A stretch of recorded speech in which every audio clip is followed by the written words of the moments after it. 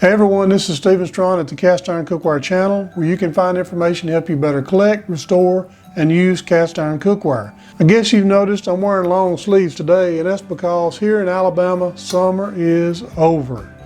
And that means chili time. So we're going to be making chili in our cast iron Dutch oven coming right up.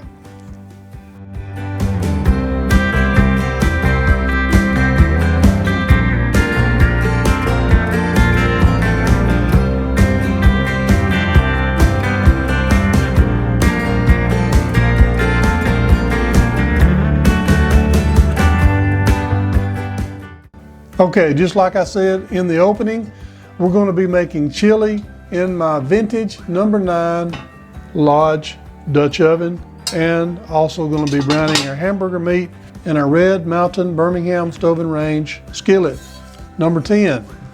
I chose the number 10 so I will have a little more surface area to brown my hamburger meat. Also, I chose the number 9 in the Dutch oven because I'm going to make a lot of chili. Here in Alabama, we'll eat chili 2 or 3 days in a row, especially this time of year.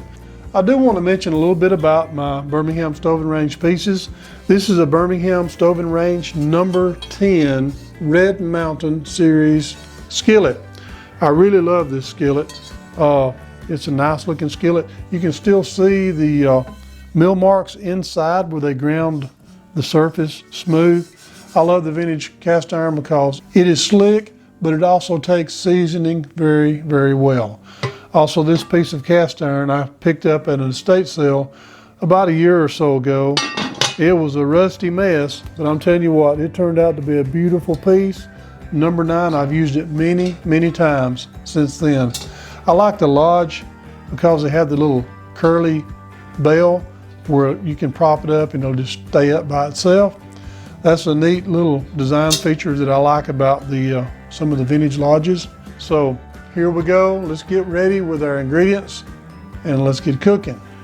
Okay, we're going to start off by browning our hamburger meat. But before we do anything, this skillet is larger than the stove eye.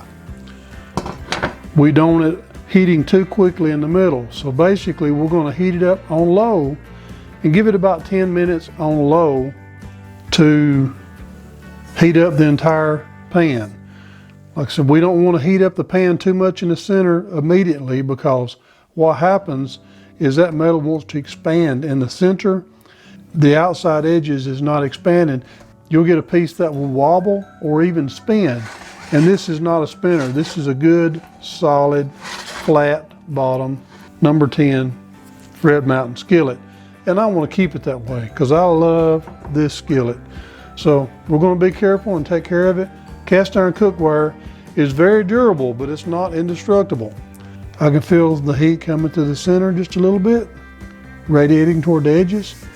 You know, if you would like to, you could also put your piece in the oven and let the entire skillet heat up.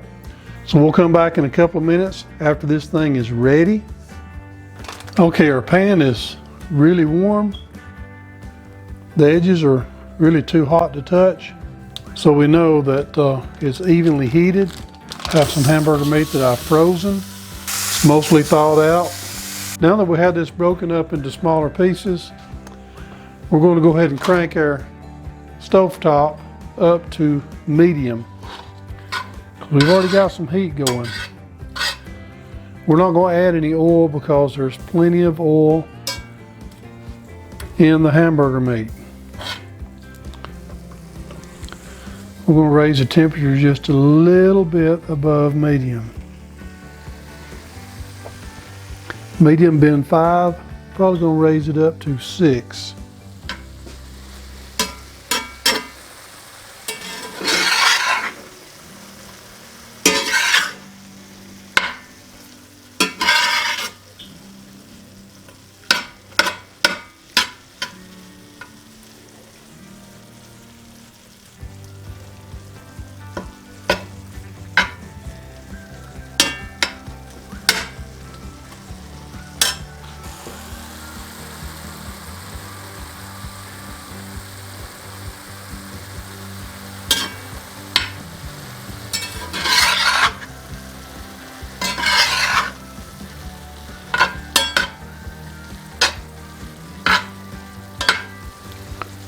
We're going to keep going until we don't see any more pink.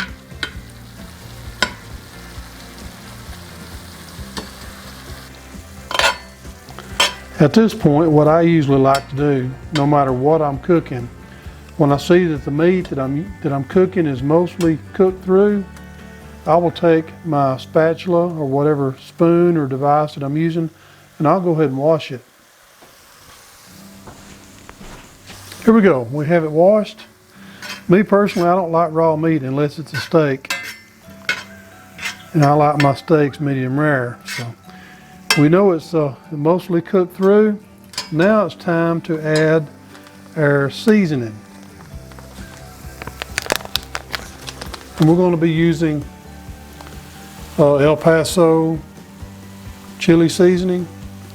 You can use anything that you want to use. You can use McCormick, whatever brand that you like.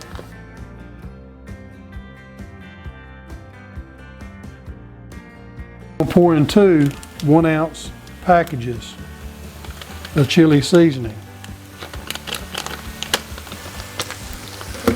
And then we're going to mix this up in our meat. We're going to cut our heat on down.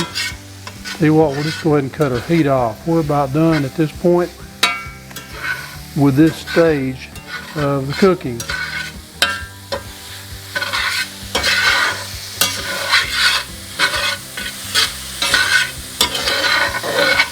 So we're going to stir it until we have our chili seasoning basically coating all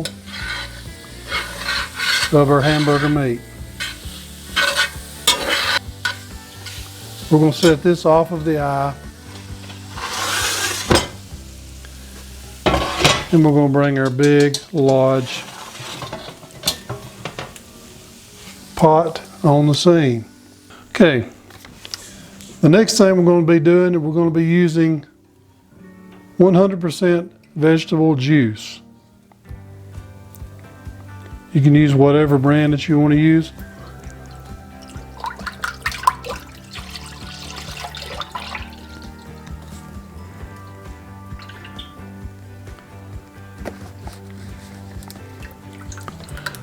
We're going to pour in a 64-ounce container. The next thing we're going to do, we're going to add our meat.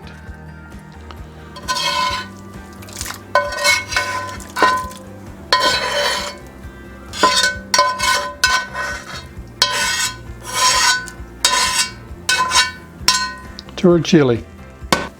And I have 2 large bell peppers. We're going to add that in. Be careful not to splash yourself.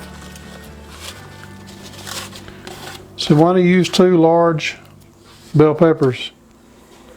Because my wife wouldn't let me put 3 in there. And don't forget, we need to go ahead and put this on medium so it can get started. We're going to pour 1 can, 8 ounces of mushroom pieces and stems. Don't forget to pour all the juice out of the can before you put your mushrooms in. We're also going to be putting in 2 cans of Rotel tomatoes, 10 ounces each. Now, if you're going to be using this recipe, you're going to need a big pot. We're also going to be using 2 16-ounce cans of reduced sodium kidney beans. I'm using the dark red. We're going to be putting 2 cans of these reduced sodium dark red kidney beans. And we're running out of room. We're also going to be using chili beans, 15.5 ounces of chili beans, 1 can. And we're going to go ahead and pour that in, juice and all. And this is it. We're going to stir all this in. Be careful because you're running out of room. Okay, we have all of our ingredients mixed in, and we're bringing it up to temperature. This is my first attempt at making chili, so if you want to, you can go ahead, and I think it would be a good idea to go ahead and brown your hamburger meat inside your Dutch oven. That way you don't have to clean up two pans. We're between medium and high at this point. We're going to gradually let it heat up until it boils. Starting to see a little bit of steam coming off the top. If you like, you can also make this chili with chicken. Okay, we got a little bit of a boil beginning to start. At this point, we can go ahead and raise our temperature on up to high because we know our pan is heated up all around and it's safe to put it on high. But if it gets into a heavy boil, we want to cut it back a little bit because we don't want it boiling over, because we only have about an inch left before we boil over. So we're going to be careful about getting it to too hard of a boil. But we do want it to simmer. And I guess the best way to look at it, we will simmer it until our bell pepper is to our liking. Me, I like it crunchy, but you can simmer it long enough till it starts feeling a little bit soft.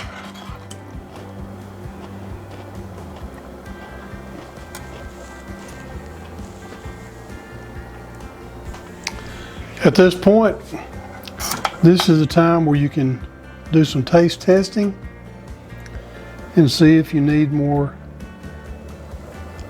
seasoning. Pretty good to me.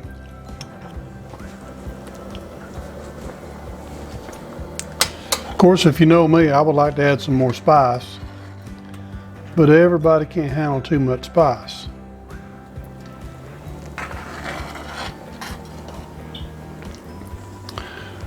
I personally would like to put about 2 tablespoons of crushed red pepper flakes or a tablespoon of cayenne pepper, which would be awesome. But it's a little bit too much for some folks.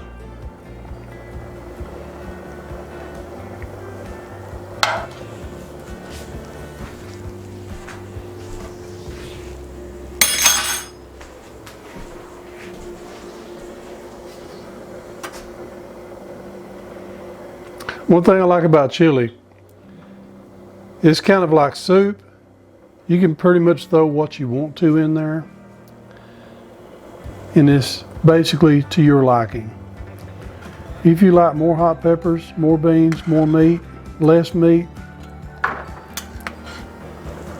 Okay, we got some boiling going on now.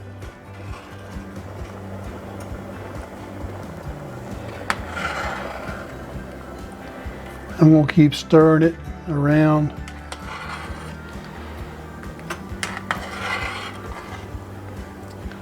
The way that I'm going to gauge when it's done is going to be with my bell peppers.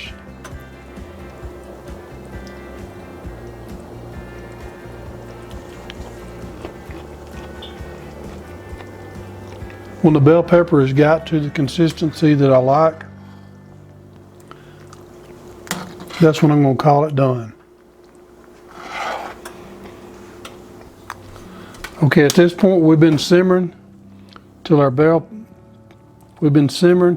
pepper is done to the consistency that I like. So we're going to go ahead and count this done. So it's time to put it in the bowl and eat. Okay, here we go.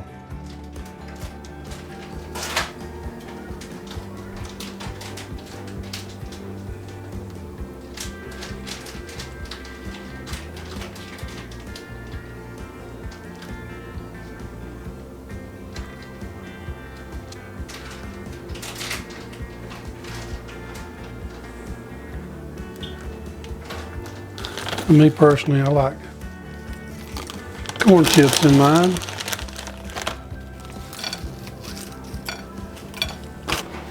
Next we have a little bit of cheese.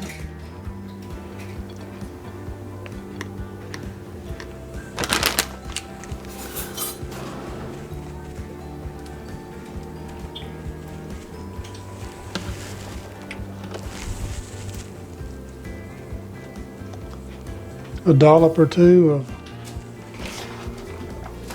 sour cream.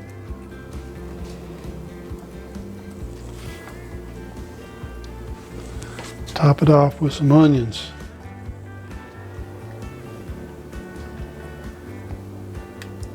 And we're ready to eat. Okay, here we go.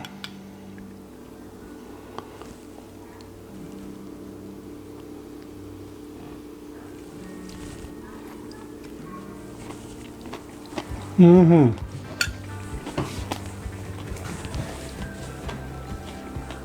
Mm-hmm.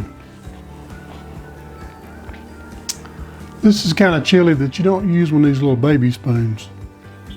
Use a big spoon. Just to get a little bit of this sour cream in here. Cheesy. I hope you've enjoyed my first attempt at making chili. I certainly have. If you've enjoyed this video and would like to see more, please subscribe to my channel, hit the notification bell, and I'll keep on coming. Thanks for watching the Cast Iron Cookware channel.